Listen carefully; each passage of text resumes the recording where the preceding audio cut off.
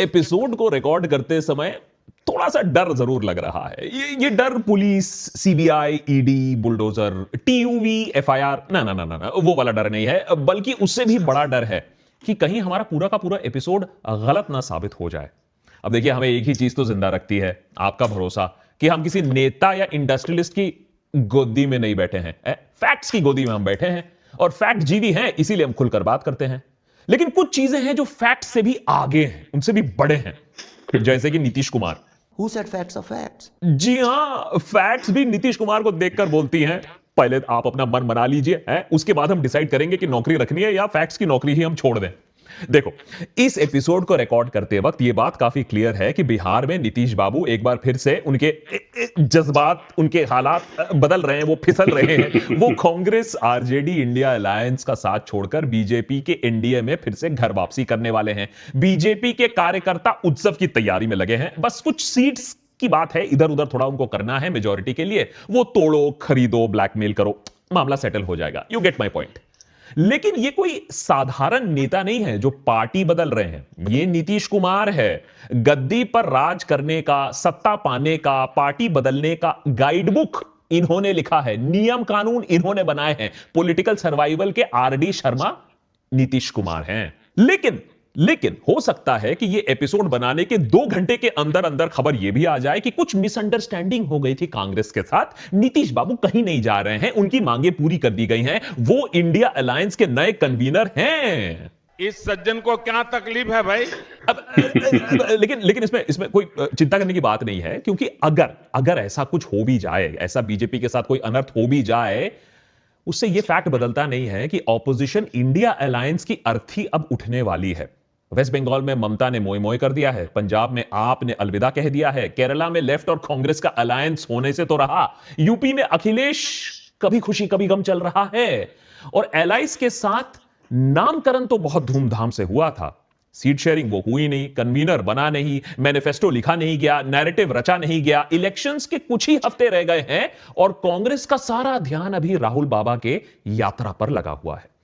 नीतीश कुमार अगर सच में बीजेपी के साथ हो जाते हैं तो इंडिया अलायंस की डेथ सर्टिफिकेट पर आप हस्ताक्षर कर सकते हो, जिस अलायंस के गठन में नीतीश अपने आप काफी अहम रोल उन्होंने अदा किया था।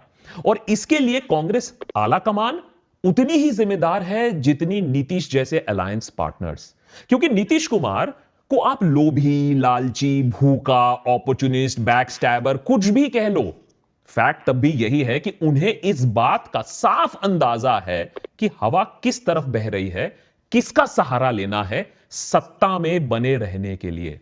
फैक्ट तो यही है कि यह सब जो हो रहा है, इतनी खरी कोटी सुनने और सुनाने के बाद अगर नीतीश बीजेपी वापस जाने का, उनका दामन पकड़ने का सोच भी रहे हैं, तो इसका मतलब यह है कि विपक्ष के पास कोई गेम बचा हुआ नहीं है। इलेक्शन एक तरफा होने वाला है और यह हमारे देश के लिए बैड न्यूज है, क्योंकि देशभक्त में हम बार बार एक चीज बोलते आए हैं, स्टेबल सरकार के साथ साथ डेमोक्रेसी में एक विपक्ष की भी जरूरत होती है जो सरकार को काबू में रखे, उसे चेक एंड बैलेंस करे और लोगों के मुद्दे उठाए। अब ऐसा होता हुआ दिखता नहीं है। इसीलिए देशभक्त पर आज के एपिसोड में 2 बड़े सवाल। नीतीश कुमार को यू टर्न करने का इतना शौक क्यों है और इस बार उन्होंने यू टर्न क्यों किया? इधर चला मैं उधर चला। दूसरा सवाल कि क्या अब हम कॉन्फिडेंटली कह सकते हैं कि इंडिया अलायंस का द एंड हो? नीतीश कुमार ने घाट घाट का पानी पिया हुआ है, सबके साथ सेटिंग हो चुकी है उनकी। शुरुआत की थी सीपीआई एमएल के साथ, लाल सलाम, और अब वापस जा रहे हैं बीजेपी, सुप्रीम लीडर को सलाम। बीच में Bihar people's party, Congress, RJD वगैरह वगैरह। प्लेइंग फील्ड हो तो ऐसा हो, एक को पकड़ा, दूसरे को धक्का दिया, सत्ता का सुख भोगने के लिए कुछ भी करेगा। कुछ भी? अरे एडिटर, इसको क्यों ले आ रहे हो? यहां पॉलिटिकल प्राइम टाइम की बात चल रही है, तुम ऐसे ऐसे लोगों को ले आते हो। सवाल यह है लेकिन कि नीतीश को इतनी कूदने फादने की जरूरत क्या है? अच्छा ठीक है, जवानी में मस्ती कर ली, बहुत सारे पार्टीज चख लिए, फिर सेटल डाउन कर जाओ, अपनी पार्टी बनाओ। लेकिन नहीं, नीतीश को तो बनना था प्रधानमंत्री, बावजूद इसके कि उन्होंने अपने होम स्टेट बिहार में अपने दम पर कभी इलेक्शन नहीं जीता है। हमेशा एलाइज के दम पर, गठबंधन की राजनीति से कैलकुलेशंस कर कर वो पावर में आए हैं। यही उनकी कमजोरी है, लेकिन यही उनकी ताकत भी है, कि वो भांप लेते हैं कि हवा किस तरफ जाने वाली है और उसी तरीके से कैलकुलेशंस करते हैं, दल बदलते हैं। अब अगर मोरालिटी की बात आप यहां खींचना चाहते हो तो वो आपकी प्रॉब्लम है, क्योंकि यहां हम बात पॉलिटिक्स की कर रहे हैं जहां सब जायज है। अगर एक बार फिर नीतीश साइड स्विच करते हैं, कांग्रेस और इंडिया एलाइज उनको लास्ट मिनट पर कोई डील ऑफर नहीं कर पाते हैं, तो ये एक दशक में उनका चौथा यू टर्न होगा। माने एक पार्टी में 2.5 इयर्स का एवरेज आप लगा सकते हो। गजब फकीरी तो इनमें है। 1994 में लालू प्रसाद यादव के साथ झड़प के बाद नीतीश जनता दल से अलग हो जाते हैं, बिहार में अपना वर्चस्व बनाने के लिए निकल पड़ते हैं। दोस्ती या फिर राजनीति में याद रखिएगा, यार साथी ही सबसे बड़ा दुश्मन बन जाता है बाद में। फॉर्डर स्कैम का नाम सुना ही होगा, जिसने लालू का पीछा जिंदगी भर नहीं छोड़ा है। उसके ओरिजिनल पिटिशनर्स में नीतीश का नाम लिया जाता है। आरजेडी एलिगेशन लगाती है ये फॉर्डर स्कैम का जो चिंगारी है ये नीतीश ने लगाया। नीतीश मना करते हैं, नहीं मैंने कुछ ऐसा किया नहीं है, लेकिन ये एक बहुत बड़ी कंस्पिरेसी बोली जाती है। यही नहीं, जंगल राज, लालू हटाओ बिहार बचाओ, ये जो पॉपुलर स्लोगन्स थे जिन्होंने आरजेडी का होल्ड वीक किया बिहार में, वो नीतीश ने ही बनाए, नीतीश ने ही पॉपुलराइज किया। 2005 में जाकर बदला पूरा हुआ, लालू की सरकार बिहार से आउट हुई और नीतीश के हाथ में फिर पावर आई। 2013 में नीतीश जिस बीजेपी की सपोर्ट को लेकर सत्ता में आए, उसी से नाता तोड़ दिया। अब दुनिया को यह बताया गया कि एनडीए गलत रास्ते पर जा रही है, उसे एक क्लीन एंड सेक्युलर इमेज वाला लीडर नियुक्त करना चाहिए था। लेकिन उस समय यह बात साफ हो रही थी कि उस समय के गुजरात के चीफ मिनिस्टर नरेंद्र मोदी ही एनडीए गठबंधन के पीएम कैंडिडेट होंगे। तो बात क्या सेक्युलरिज्म की थी, बात क्या डेमोक्रेसी की थी? सच तो यह है कि बिहार की गद्दी लेने के बाद नीतीश देश के प्रधानमंत्री बनना चाहते थे। यह मंशा उनकी बहुत लॉन्ग स्टैंडिंग मंशा रही है। अब इसमें कोई गलत बात नहीं है, anybody can inspire to become the prime minister. लेकिन उनका जो तरीका था ना, वो शॉर्टकट वाला तरीका था। उस समय उन्होंने नारा दिया संघ मुक्त भारत और वायदा किया मिट्टी में मिल जाएंगे, बीजेपी के साथ वापस नहीं आएंगे। मर जाना कबूल है, उनके साथ जाना हमको कभी कबूल नहीं है। लेकिन खुद में तो उतनी शक्ति थी नहीं कि बीजेपी को मिट्टी में मिलाए। तो अपने पुराने दुश्मन लालू प्रसाद के आरजेडी और कांग्रेस के साथ गठबंधन किया।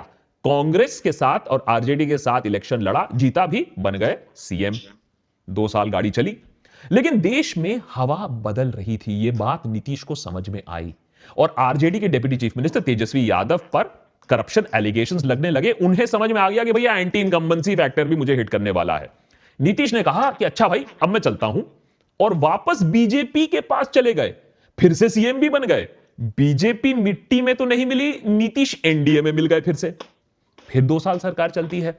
जेडीयू और बीजेपी ने 2019 इलेक्शंस में उसमें सीट शेयरिंग भी की। दोनों ने 17 सीट में कंटेस्ट भी किया। बीजेपी ने सारे 17 सीट जीते, जेडीयू ने 16 सीट जीते आउट ऑफ 17। लेकिन फिर से हवा बदलने लगी जब खबर यह आई कि बीजेपी बिहार में अब अपनी ऐठ और जमाना चाहता है, और वो ना ही नीतीश को एनडीए का सीएम कैंडिडेट बनाएगा और ना ही जेडीयू को 50% सीट्स मिलेंगी कंटेस्ट करने के लिए। अब अंत में होता क्या है कि यहां तू मैं होती है, लेकिन नीतीश की जीत होती है। सीएम कैंडिडेट वही बनते हैं, सीट्स भी उतनी ही मिलती हैं। लेकिन बीजेपी भी गंदा गेम खेलती है। कहा यह जाता है कि चिराग पासवान के एलजेपी को एनडीए से वॉकआउट करवाया गया और फिर पासवान सारे जेडीयू वाले, ऑलमोस्ट सारे जेडीयू वाले सीट्स पे कंटेस्ट करते हैं। होता यह है कि जेडीयू के नंबर्स असेंबली इलेक्शंस में 71 से घटकर 43 हो जाते हैं। अब आप इसको एंटी इनकम्बेंसी कहिए, उनकी डिक्रीजिंग पॉपुलैरिटी कहिए, या एलजेपी ने जो रोल प्ले किया वोट्स नोचने में, थैंक्स टू दैट आप थैंक यू कह सकते हैं पासवान को भी। नीतीश का होल्ड कम होते देख बीजेपी ने अब बिहार में एग्रेसिव होना शुरू कर दिया। अल्टीमेट एम यही था कि बीजेपी को बिहार में टोटल राज दिया जाए, टोटल कंट्रोल दिया जाए, जैसे कि आज के डेट में यूपी में है। नीतीश को फिर समझ में आ गया कि भैया बीजेपी में तो अपना टाइम खत्म हो गया है, हो सकता है विपक्ष के साथ, उनके साथ मिलकर सीएम भी बन जाऊं और नेशनल लेवल पर बीजेपी के खिलाफ एक मोर्चा भी खोल दूं, प्रधानमंत्री कैंडिडेट बन जाता हूं। एक आखिरी चांस तो है कि भैया पीएम की कुर्सी पर भी एक बार ट्राई मारा जाए। 2022 में नीतीश इसी उद्देश्य से आरजेडी के साथ फिर से वापस आते हैं, सीएम की कुर्सी अपने पास रखते हैं, लेकिन तेजस्वी को ज्यादा रोल दिया जाता है ताकि अपनी सीनियरिटी का इस्तेमाल करके नीतीश एक एंटी बीजेपी फ्रंट तैयार कर पाए। देश भर घूमते हैं, दूसरे पॉलिटिकल पार्टी से मिलते हैं, ममता बनर्जी, कांग्रेस, अखिलेश यादव, उद्धव ठाकरे, केजरीवाल। इस पर कोई डिबेट नहीं है कि नीतीश के एक्सपीरियंस और सीनियरिटी की वजह से इंडिया अलायंस का एक गठन हुआ, एक फॉर्मल गेटिंग टुगेदर हुआ। और इसमें भी कोई सीक्रेट नहीं है कि वो इस अलायंस के कन्वीनर बनना चाहते थे, ultimately PM candidate, opposition PM candidate बनना चाहते थे। इस बात से कांग्रेस को प्राइवेटली और टीएमसी को काफी पब्लिकली आपत्ति थी। साथ ही साथ कांग्रेस इस बात पर भी क्लियर थी कि राहुल बैकस्टेज नहीं लेंगे, वो पार्टी का, वो अलायंस का मुख्य केंद्र रहेंगे। तो no PM candidate here in India alliance for Nitish Babu. और यहीं से शुरू होती है प्रॉब्लम फॉर इंडिया अलायंस। अगर बात सिर्फ पीएम कैंडिडेट की होती तब भी बात समझ में आती, लेकिन नीतीश ने शायद वो देखा जो कांग्रेस हाईकमांड नहीं देख रही है या देखना नहीं चाहती है। इंडिया अलायंस का गठन ऑपोजिशन के लिए नहीं, डेमोक्रेटिक बैलेंस के लिए भी एक अच्छा आइडिया था। समझाता हूं कैसे। अगर आप इंडिया अलायंस ब्लॉक का अगर आप टोटल वोट शेयर देखोगे तो वो 38% है। ये कोई कम वोट शेयर नहीं है, 38% ऑल ओवर इंडिया। जबकि अगर आप सिर्फ बीजेपी का, अलायंस हटा दीजिए, सिर्फ बीजेपी का अगर आप वोट शेयर देखोगे तो वो 37% है। इसीलिए जब इंडिया अलायंस का गठन हुआ था तो बीजेपी काफी नर्वस थी, क्योंकि ये एक बड़ा चैलेंज हो सकता था। हिंदी में बोले तो अगर ऑपोजिशन साथ में काम करती तो बीजेपी के टोटल डोमिनेशन को रोका जा सकता था। चलो आएगा तो मोदी ही, लेकिन सवाल है कि कितने से, 250 260 से या 350 360 से। एक डेमोक्रेसी में मेजॉरिटी और ब्रूटल मेजॉरिटी, उसमें बहुत फर्क होता है। और जिस रेट पर ऑपोजिशन आज काम कर रही है, बीजेपी का 350 प्लस का सपना ना पूरा होते दिख रहा है। विपक्ष को जब भी चांस मिलता है वो अपना रोना रोती है कि हाय हाय हाय हाय, देखो देश में मेजॉरिटेरियन नेशनलिज्म है, डर्टी पॉलिटिक्स है, लोग गुमराह है। अच्छा ठीक है, ये सारी प्रॉब्लम्स हैं। अब ये बताओ कि तुमने क्या किया है, रोने के अलावा तुमने क्या किया है। इंडिया अलायंस नामकरण में खूब जश्न हुआ, ठीक है। सीट शेयरिंग नहीं, कोऑर्डिनेशन स्ट्रेटजी नहीं, मीडिया मैनेजमेंट नहीं, मैनिफेस्टो पर ध्यान नहीं। वो इसलिए भी क्योंकि कांग्रेस इस सच को मानना नहीं चाहती है कि उनका कंडीशन अभी इतना खराब हो गया है कि रीजनल पार्टीज उनके साथ सीट शेयरिंग भी नहीं करना चाहती हैं, क्योंकि अगर करेंगी तो उन्हीं का नुकसान होगा। इसीलिए पहले ही आम आदमी पार्टी और टीएमसी ने कह दिया कि भैया हम तो सीट्स देंगे ही नहीं तुम्हें। एसपी ने कुछ सीट्स दिए हैं। केरला में सीट शेयरिंग, अरे लेफ्ट फ्रंट और इन्हीं के बीच में तो कांग्रेस के बीच में लड़ाई होती है। उधर ममता, अरविंद जैसे लीडर्स ऐसा चाहते हैं कि वो एक नॉन बीजेपी, नॉन कांग्रेस एक फ्रंट बनाए, जिसमें सारे छोटे छोटे रीजनल पार्टी साथ आए, एक दूसरे का वोट भी ना कटे और वो अपना एक नेशनल डोमिनेशन भी दिखा पाए। अब अगर नीतीश को हटा दो एक सेकंड के लिए, तब भी इंडिया अलायंस अपने आप को नोचने पर आमादा पड़े रहते हैं। TMC versus left, Congress versus AAP, SP versus Congress, TMC versus Congress. अरे डेरेक ओब्रायन के साथ तू मैं हो गई तो कांग्रेस के सीनियर लीडर अधीर रंजन चौधरी ने कह दिया कि डेरेक ओब्रायन को क्या मालूम है, वो फॉरेनर है। आज ममता बनर्जी कह रही हैं कि अच्छा ठीक है नीतीश गया, अच्छा है, गुड रिडेंस। लेकिन सबसे बड़ी छीछी, माने सबसे बड़ी वजह जो इंडिया अलायंस का जो ये कोलैप्स हमें दिखने को मिल रहा है, उसके पीछे कांग्रेस की खुद की जिद है कि भाई वही बॉस है, सारे पार्टीज उनकी बात ही सुनेंगे। समय रहते हुए भी कोऑर्डिनेशन नहीं किया गया। भारत जोड़ो यात्रा राहुल का सोलो अफेयर बन गया। ये एक अलायंस वॉक भी हो सकता था, लेकिन इस पर भी सिर्फ हीरो राहुल ही है। और जब ये वॉक चल रहा है तो election management, on ground planning कौन कर रहा है? वो तो घास चल रही है, उस पर तो कोई काम कर नहीं रहा है। असेंबली इलेक्शंस के नतीजे और राम मंदिर में प्राण प्रतिष्ठा के बाद बीजेपी एक हाई पर है। इंडिया अलायंस सत्ता बदल नहीं, लेकिन एक मजबूत विपक्ष बनाने में मदद जरूर कर सकती थी। लेकिन आपसी रंजिश, personal ego, ambition, lack of hard work की वजह से यह प्लान अब फेल हो रहा है। और बीजेपी 303 के आंकड़े को सिर्फ बचा ही नहीं, उस पर 50 सीट और बढ़ाने का प्लान बना रही है। इस कार्य में अगर वो सफल हो जाते हैं, माने 350 प्लस में वो सफल हो जाते हैं, तो नीतीश को ही नहीं राहुल गांधी को भी एक बड़ा सा थैंक यू गुलदस्ता भेजना चाहिए बीजेपी वालों को। लेकिन जिस बात से शुरुआत की थी उसी पे एंड करता हूं। ये बिहार है, ये नीतीश है, ये बीजेपी है, कुछ भी बदल सकता है। नीतीश के जेडीयू के पास 45 सीट्स हैं असेंबली में, जिस असेंबली में 243 सीट्स हैं। उनसे बड़ी बड़ी पार्टीज हैं, उनसे भी बड़े बड़े प्लेयर्स हैं। तो हो सकता है कि कोई और भी ऐसा चाल खेल दे और फिर शायद नीतीश को एक बार और यू टर्न करना पड़े। लेकिन नीतीश हमारे पॉलिटिक्स में lack of shame, lack of morality को बहुत खूबी दर्शाते हैं और लोग भी शायद इससे खुश हैं, क्योंकि बार बार वोट भी उन्हें मिलते हैं, सीट्स भी उन्हें मिलते हैं। लेकिन शायद अब नीतीश को भी यह बात समझ में आ रही है कि ये जो पॉलिटिकल म्यूजिकल चेयर जितने सालों से वो खेलते आए हैं, इसका टाइम भी खत्म होने को आ रहा है। तो कौन से पार्टी में नीतीश फाइनली सेटल डाउन करेंगे, आपको क्या लगता है? नीचे कमेंट सेक्शन में बताइए कि नीतीश की फाइनल पार्टी कहां होगी जहां उनकी यू टर्न खत्म होगी। कमेंट सेक्शन में लिख के बताइए। अगर ये एपिसोड अच्छा लगा हो तो जरूर लाइक करिएगा, शेयर करिएगा।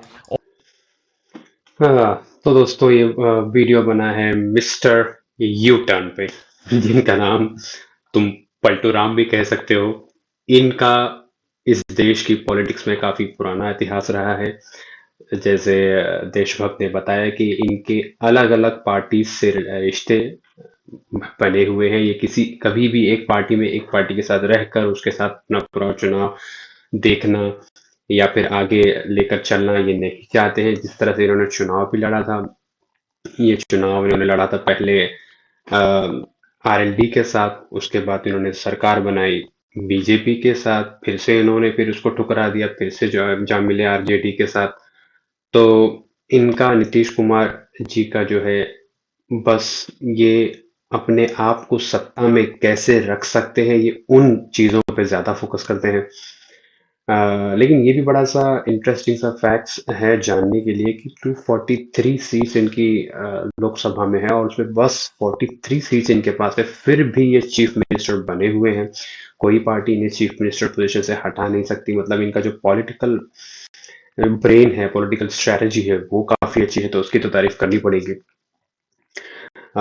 और दूसरी जो बात समझ में आई है, जो इंडिया ब्लॉक है, जैसे किसी भी डेमोक्रेसी के लिए स्ट्रॉन्ग गवर्नमेंट होना और स्टेबल अपोजिशन होना, दोनों ही बहुत इम्पोर्टेंट है। तो इसमें जैसे नीतीश कुमार हैं, ये किस तरफ हवा जा रही है उसका पता सही से लगा लेते हैं। तो सबको पता है कि उन्होंने इंडिया ब्लॉक को बनाने में सबसे जाकर उन्होंने इनिशिएटिव लिया। वो कन्वीनर बनना चाहते थे, वो कहीं ना कहीं एक वो बड़े कॉन्टेक्स्ट में अपने आप को प्राइम मिनिस्टर पद के दावेदार भी देखते थे। अब उनको फिलहाल जो पॉलिटिकल चीजें हुई है, जैसे राम मंदिर का उद्घाटन हुआ है, या उनको पता चल रहा है कि इंडिया ब्लॉक में भी बहुत सारे लोग एक साथ इकट्ठा नहीं हैं, तो उनको पता चल रहा है कि कुछ इंडिया ब्लॉक का ज्यादा अच्छा होने के चांसेस नहीं है, इस बार कम है चांसेस। इस प्रकार से उन्होंने सोच लिया कि अब उसको चेज करने से ज्यादा बेहतर ये है कि हम अपने आप को स्टैंड चेंज करते हैं और एटलीस्ट अपनी चीफ मिनिस्टर की जो पोजीशन है उसको बचाते हैं।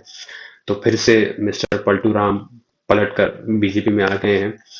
और ये देश के लिए ऑल्सो जो है थोड़ी सी खराब न्यूज़ है, जहां पर एक अपोजिशन साथ में मिलकर एक स्ट्रांग अपोजिशन तो एटलीस्ट बना सकता था, लेकिन उसका जो मेन लीडर, जो कन्वीनर था, जिन्होंने सारी पार्टियों को एक धागे में साधा था, वही छोड़कर चला गया है और वही अपोजिशन के साथ चला गया है। तो ये बहुत ही बड़ा झटका है इंडिया ब्लॉक के लिए। तो और कुछ फ्लॉज इन्होंने मेंशन किए, जैसे राहुल गांधी निकले हैं अपनी देश की यात्रा पे, लेकिन जो इलेक्शन आने वाले हैं उसके लिए क्या प्लान है, क्या सीट शेयरिंग होगी, या कोई रीजनल पार्टीज उनके साथ पार्टनरशिप नहीं करना चाहती है, इस पर सोचना, इस पर प्लान ऑफ एक्शन बनाना, ये आई थिंक काफ़ी ज़्यादा इम्पोर्टेंट है लेफ्ट पार्टीज के लिए, जो कि बड़ा डिफिकल्ट लग रहा है आने वाले दिनों में लेफ्ट पार्टी के लिए। तो चलिए देखते हैं किस प्रकार का इस बार का इलेक्शन। वीडियो अच्छा लगा हो तो प्लीज़ सब्सक्राइब।